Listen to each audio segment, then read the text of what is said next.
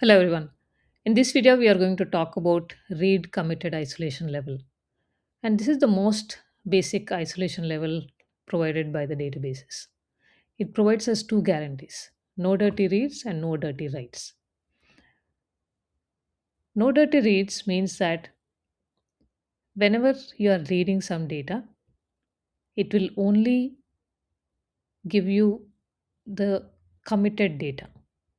And if there is some transaction that has written some data to the database, but it has not yet committed or aborted the transaction, then the data is not returned.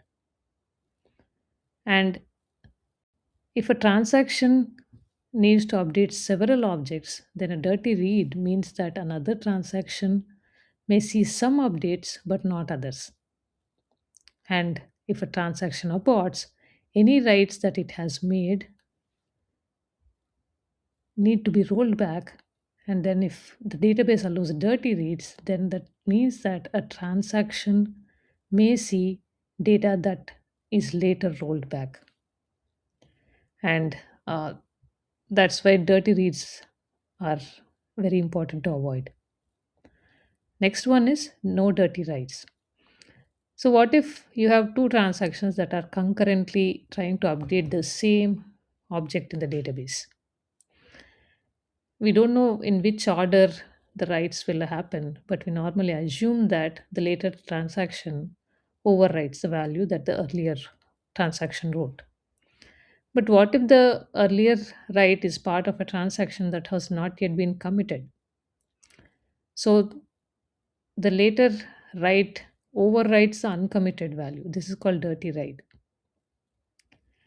And transactions that are running at this read committed isolation level must prevent dirty writes, usually by delaying the second write until the first write's transaction has been committed or aborted.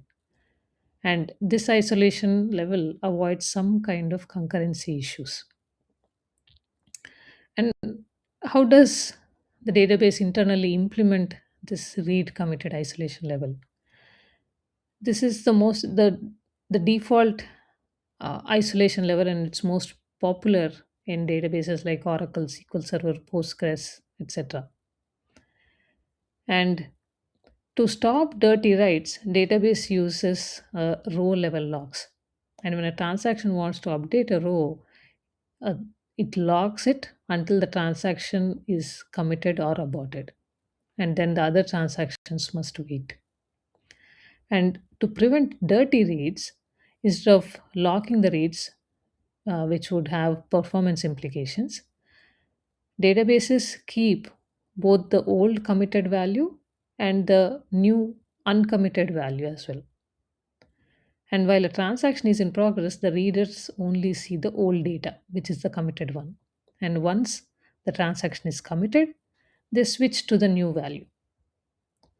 And this approach ensures that this consistency is provided without too much of a performance impact.